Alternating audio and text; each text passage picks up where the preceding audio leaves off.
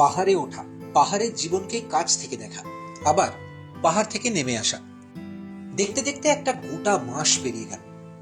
জিমনিতে গাড়োয়াল হিমালয়ের এ প্রান্ত থেকে ও প্রান্ত ছুটতে ছুটতে কবে কখন যে ছুটি ফুরিয়ে গেল বুঝতেই পারিনি। চোখে ভাসছে গঙ্গোত্রীর গঙ্গা, কানে বাজছে গার্তাঙ্গালির বেয়ারা হাওয়ার ঝাপটা। যেন হাত পাতলেই ফিল করা যাবে তুঙ্গনাথের সেই স্নোফল, কিন্তু থামার তো জো নেই। সাধে কি আর ট্রাভেল ব্লগারদের কলার টিউন মুসাফির হুই আরো।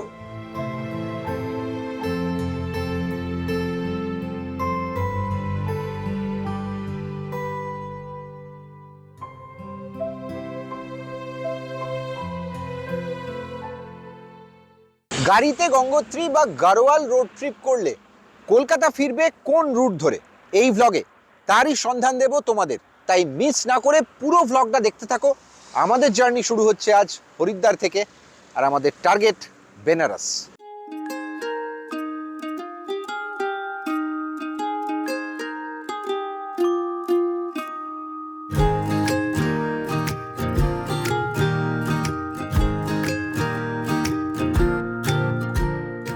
তবে আজকের পর্বটা বেনারসে গিয়েই থামছে না। এই ভিডিওয় তোমাদের জন্য এনেছি গাড়োয়াল থেকে বাড়ি ফেরার পথে আমাদের শেষ দুদিনের জার্নি, যেখানে আমরা ফিরেছিলাম নাজিবাবাদ, রুদ্রপুর, বরেলি হয়ে। দুদিন মিলিয়ে ১৫০০ কিলোমিটারের জার্নি, যার মধ্যে লখনৌ থেকে বেনারস বা শেষ দিন বাংলায় ফেরার ড্রাইভের রুটটা হয়তো তোমাদের চেনা। উত্তর ভারতের লম্বা রোড ট্রিপে আগেও আমরা এই পথ ধরেছি, তবে জিমনিতে এই প্রথমবার। তাই এই পর্বেও ড্রাইভের অ্যাডভেঞ্চারের পাশাপাশি তোমাদের সঙ্গে শেয়ার করব জিমনির এক্সপিরিয়েন্স।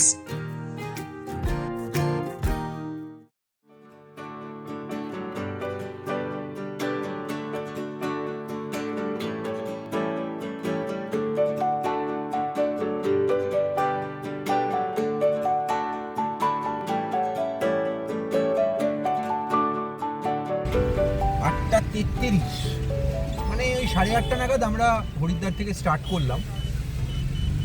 তো সকালবেলা হরিদ্বারের ট্রাফিক শুরু হয়ে গেছে পুরো দমে। অবশ্য ভোরের দিক থেকেই শুরু হয়ে যায়, সকালে আরতি হয়তো।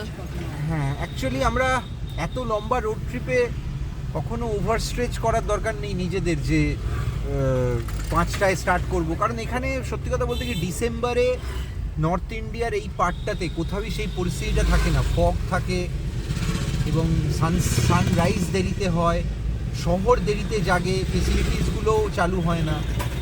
ঠান্ডাটা আর একটা বিরাট বড় ফ্যাক্টর। তাই যেই ঠিক আছে, আমরা হয়তো আরেকটু আগে হলে সুবিধা হতো। এনিওয়ে, দেখা যাক, আমরা লম্বা যাব, মেকআপ করারও টাইম থাকবে, কতটা মেকআপ করা যায় দেখব।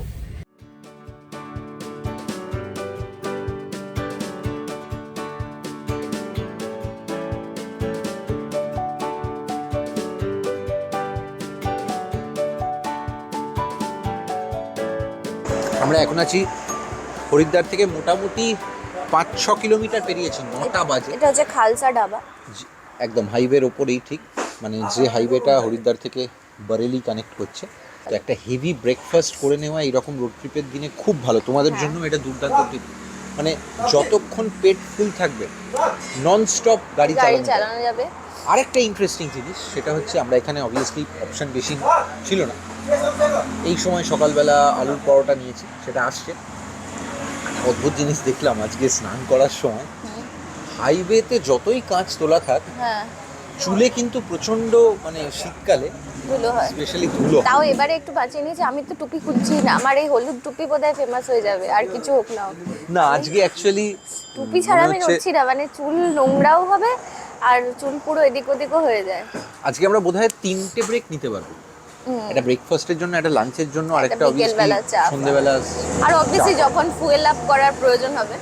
একদম সকালবেলা এই সময় ধাবাগুলো খোলে, তো ওদের একটু টাইম লাগে সার্ভ করতে, তবে আমাদের চলে এসছে। আচ্ছা, বলতে বলতে চলে এসছে আমাদের। এই জিনিসটা এরা এত তাড়াতাড়ি সার্ভ করে না, মানে কি অর্ডার দিচ্ছ সেটা একটা ব্যাপার। তুমি যদি এখন এমন কিছু এসে চেয়ে বসো সকালবেলা, যেটা ওদের বানাতে টাইম লাগবে, তাহলে অবভিয়াসলি ব্রেকগুলো লম্বা হয়ে যায়। রোড ট্রিপের ক্ষেত্রে সেগুলো অ্যাভয়েড করতে পারলে অনেক টাইম বাঁচাতে। পুরো ধোঁয়া ওঠা পরোটা খাবো, সঙ্গে মাঝে মাঝে একটু চায়ের আহা। চুমুক দেবো। আর কি চাই। এই গোটা রোড ট্রিপটায় যেখানে যেখানে আলুর পরোটা খাচ্ছিলাম, এর আগে টেম্পারেচারগুলো এমন ছিল যে বেশ আরামসে গরম দিয়ে গেল 2 মিনিটের মধ্যে। এখানে কিন্তু গরম আছে। আমি সত্যি বলবো, মানে আমাদেরই কালকে নেমে অ্যাক্লিমেটাইজ হতে একটু অসুবিধে হয়েছে। যারা পাহাড়ে থাকেন তাদের জন্য সমতলে আসা যে কি কঠিন। আমরা 7 দিন থেকেই আমার মনে হয়েছে যে একটু অস্বস্তি লাগছে। হরিদ্বারে ইনিশিয়ালি ঢুকেই প্রদীপ্ত তো বলছিল ঠান্ডাই নেই এখানে, কলকাতার মতো ওয়েদার এসব বলছিল, বাট ওটা শরীরের জন্য ঠিক নয়। ঠান্ডা যথেষ্ট ছিল, আজ সকালে বোঝা গেছে খুব ঠান্ডা ছিল। রাতে বোঝা গেল।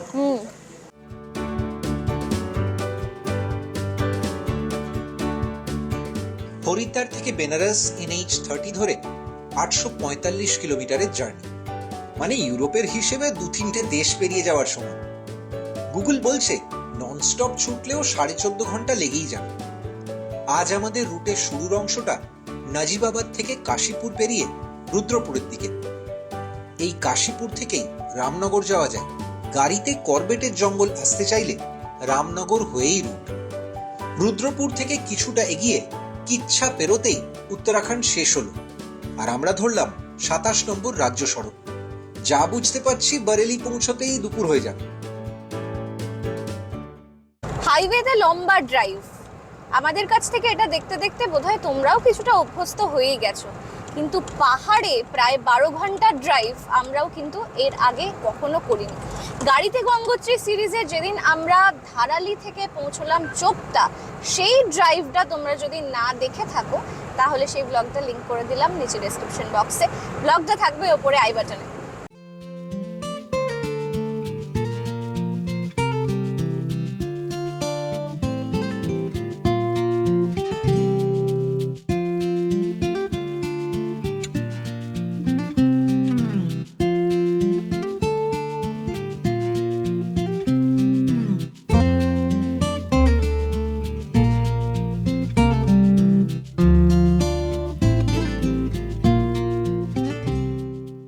আমরা রয়েছি 80s ডাগআউট বলে একটা হাইওয়ের ধারে রেস্টুরেন্টে।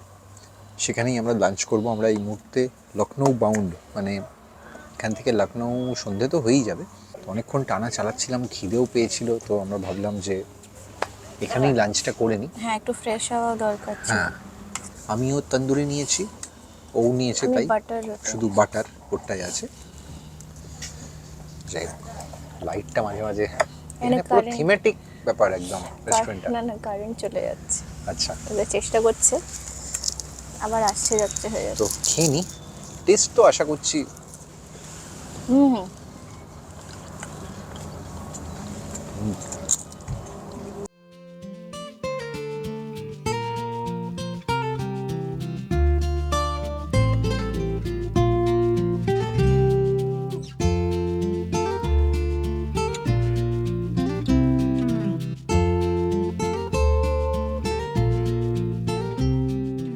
বরেলিকে বাইপাস করে জিমনি ছুটছে শাহজাহাঁপুরের দিকে। প্রতিবার এ পথে আসি আর দেখি আরো চওড়া হয় হাইওয়ে। ইউপির সড়ক পথে শীতের বিকেল বেশ মনোরম। বড় শহরের মাঝে লম্বা ক্ষেত, কখনো ছোট ছোট জনপদ, মাঝে মাঝে কানে আসছে দেহাতি গান। ঘোড়ায় টানা টাঙ্গার পাশ দিয়ে কোথাও শো করে বেরিয়ে গেল কোনো এসইউভি। এ যেন দুটো আলাদা টাইম জোনের ভারতবর্ষের আশ্চর্য সহাবস্থান। দেখতে দেখতে আমরা ঢুকে পড়লাম সীতাপুরে।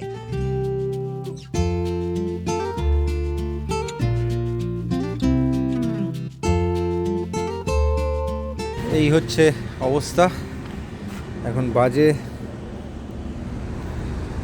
5:05। ওকে একটু খাইয়ে দিতে হবে, তারপর আবার আমরা ছুটবো। আমরা অলমোস্ট সীতাপুর ঢুকে গেছি। সীতাপুর।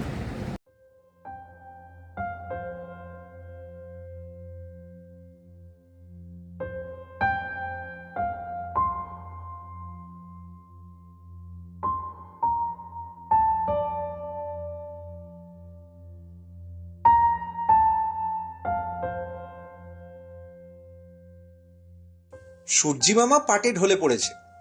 দেখতে দেখতে লখনৌয়ের ভিড় এড়াতে আমরা বাইপাস নিয়েছি। গুগল ম্যাপের বদান্যতায় নতুন তৈরি হওয়া রিং রোড ধরে বেশ কিছুটা রং সাইডে আসতে হলো, ইমার্জেন্সি লাইট জ্বালিয়ে।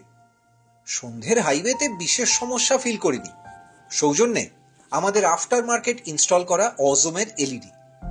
তোমরা এইরকম সময়ে উত্তর ভারতে রোড ট্রিপ প্ল্যান করলে হেডলাইটের পাশাপাশি ফগ লাইটেও বাড়তি নজর দিও।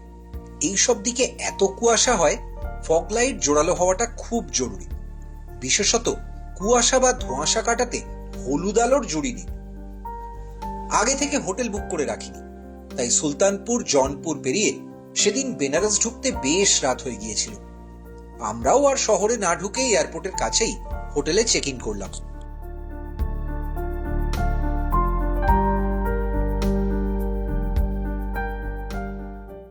দেখতে পাচ্ছ, বুঝতেই পারছো, বেরোনোর জন্য রেডি। এখন সকাল প্রায় 8টা, কিন্তু কুয়াশা একেবারেই কাটেনি। কালকে ঠিক এরকমই একটা কুয়াশাচ্ছন্ন অবস্থায় রাত 11:20 সময় আমরা যখন বেনারস ঢুকছি, তখন থাকার জায়গা খুঁজতে খুঁজতে আমরা এই হোটেলটা পেয়েছিলাম। এটার নাম হচ্ছে হোটেল আমান। এখানেই আমরা কালকের রাতটা ছিলাম। এবার বেরিয়ে যাওয়ার সময় এসেছে। আজকের জার্নিটাও লম্বা, কিন্তু কালকের থেকে একটু কম, অ্যারাউন্ড 693 কিলোমিটার। গুগল ম্যাপ দেখাচ্ছে 14 থেকে 14.5 ঘন্টার মধ্যে সময় লাগবে। কিন্তু অবশ্যই এই কুয়াশাটা যতক্ষণ নেই, দেখো আমি দেখিয়ে দিচ্ছি তোমাদের, হাইওয়ে জুড়ে এইরকম কুয়াশা হয়ে আছে। সামনে যখন ফাঁকা আসবে, এটা শহরের মধ্যে, ফাঁকা মাঠের ক্ষেত্রে আরও কুয়াশাটা বাড়বে। ফলে একটু তো শুরুর দিকে চালাতে ডিফিকাল্টি হয়। শীতকালে মানে নভেম্বর, ডিসেম্বর, জানুয়ারি পর্যন্ত ইউপি, উত্তরাখণ্ডে ট্রাভেল করতে গেলে এই একটা কারণে একটু সকালবেলা দেরি, আবার রাতের দিকেও একটু আস্তে চালাতে হয়। তো এনিওয়ে কোনো সমস্যা নেই, পৌঁছতে তো হবে এবং পৌঁছবো বাড়িতেই। তাই আজকের জার্নিটাও একটু একটু করে তোমাদের সঙ্গে শেয়ার করব। দেখা হচ্ছে।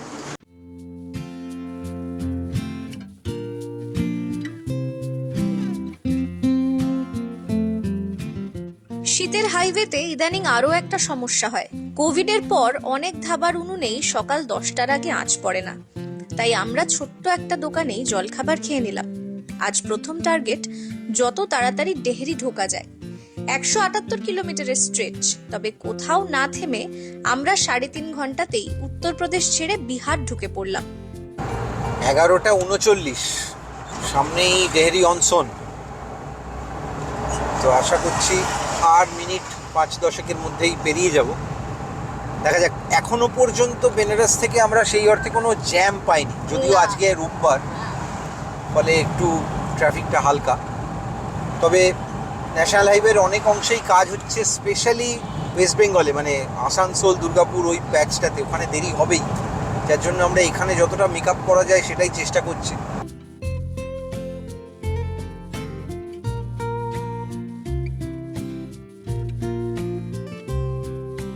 ডেহরি থেকে চৌপারন আসার পথে একটা অদ্ভুত উপলব্ধি হলো।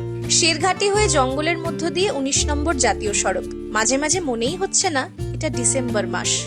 বাইরে বেশ গরম, এসি বন্ধ রাখলে কষ্টই হচ্ছে।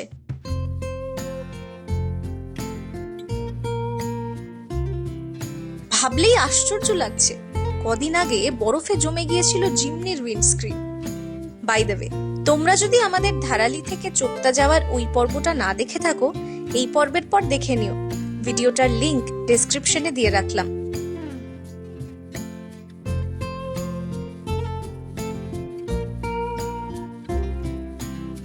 বেসিক্যালি সিরিজের লাস্ট লাঞ্চ, আর সেই লাঞ্চটা হচ্ছে টিপিক্যাল একদম চৌপারন স্টাইলের লাঞ্চ।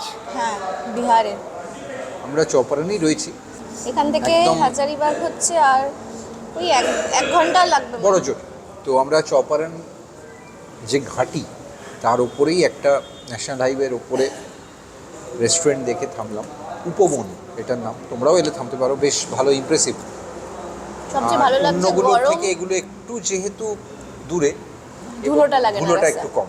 সবচেয়ে ভালো লাগছে এই গরম ধোঁয়া ওঠা ব্যাপারটা। একদম, মানে এতদিন তো যে খাবারই হাতের কাছে নিচ্ছিলাম 2 মিনিটের মধ্যে ঠান্ডা হয়ে যাচ্ছিল। এইটা একটা মানে, আর অনেক রকম আইটেম, মানে হ্যাঁ, ওরা তার সঙ্গে একটা বোধহয় কিছু বাটা বা কিছু এরকম দিয়েছেন, দেখি সেটা খেলে বুঝতে পারবো। এটা আলু সেদ্ধ দিয়েছে, মানে আলুর চোখা হ্যাঁ, আলু চোখা যেটা। কি বাটা দেখতো। ডাল আছে একরকম কোনো, বাকিটা বুঝতে পারছি না। ভাইয়া ये क्या है? चटनी है, মানে किस चीज का चटनी? चना दाल का। ডাল গানা, দেখ আমি ঠিক বলেছি। খেতে সলিড। আর একটা ছোলার তরকারি দিয়েছে, আর ধোঁয়া ওঠা ডাল দিয়েছে, মানে পাতলা ডাল, কতদিন পরে এই ডালটা দেখছি। পাঁপড় ভাজা, আর এটা হচ্ছে থালি। আমরা চিকেন নিয়েছি 1 প্লেট, চিকেন নিয়েছি এক্সট্রা 1 প্লেট। 1 প্লেটে 4 পিস চিকেন। আমরা যে ধরনের খাওয়া দাওয়া করছিলাম গত 9 দিন ধরে, তাতে এটা মনে হচ্ছে ফিস্ট। অনেকটা সময় নষ্ট হলো জ্যামের জন্য বিহার ঢোকার পরই। তো সেই জন্য আমরা শেরঘাটি পেরোতে এত সময় লেগে গেল। অনেকেই বলেন ভাত খেতে দেখলে যে আমরা রাস্তায় রুটি খাওয়া প্রেফার করি। আমরা গত 9 দিন ধরে শুধু রুটিই খেয়েছি। মানে হ্যাঁ। ওই হার্ডলি একটা দুটো জায়গায় ট্রাভেল করার সময় ভাত পেয়েছিলাম, আর আমরা তাও এরকম নয়, মানে আলাদা। কিন্তু আজ আমাদের এত গরম লাগছে, আমরা প্রথম থেকেই বলছিলাম যে সামহাও একটা কিছু প্রবলেম আমাদের হচ্ছে, তো তার জন্য আমরা আজকে ভাতই খাবো। ডিসেম্বরের শুরুতে এখনো টেম্পারেচার এই দুপুরের দিকে ধরো মোটামুটি 25-28, মানে ভয়ঙ্কর বাজে ব্যাপার। গঙ্গোত্রী বা চোপতা থেকে নামার পর সেটা আরো ভয়ঙ্কর। আমরা যে কি করে দিয়েছি, গাছ কেটে আর আরো অনেক কিছু করে, এটা বোঝা যাচ্ছে এবারে।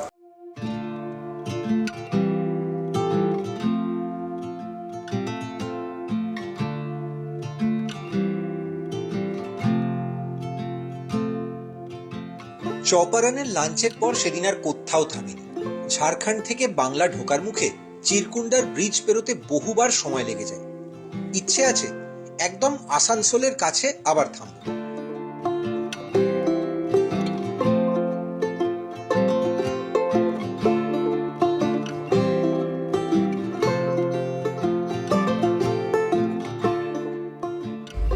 ছটা 15 এই আমরা পেরিয়ে গেলাম ঝাড়খণ্ডের লাস্ট টোল।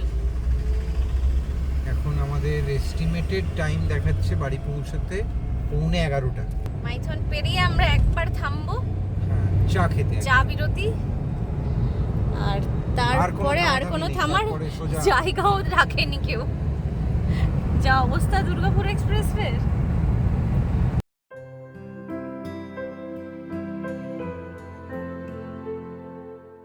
3রা ডিসেম্বরের সেই রাতে আমরা যখন বাড়ি ঢুকেছিলাম, ঘড়ির কাঁটা 10টার ঘর ছুঁয়ে ফেলেছে।